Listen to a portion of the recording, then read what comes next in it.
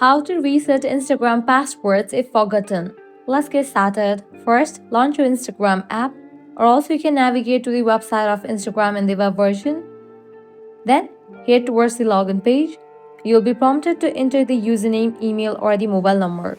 You can type in any of it, then click on Forget Password.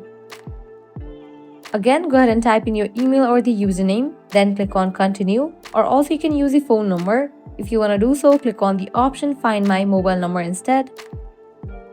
Now you'll be receiving code in the email or the phone number that you have just entered. Go ahead and check and then type in the code over here.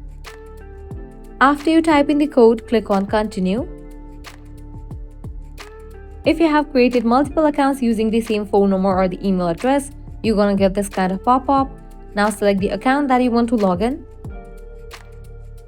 Now generate new password for your account. If you want to get logged out of another device, check in for this option and click on Continue. And just for that, you will be logged into your account. So this is how you can easily reset Instagram passwords if forgotten. If this guide was helpful, do not forget to like, share and subscribe to our channel. Thanks for watching.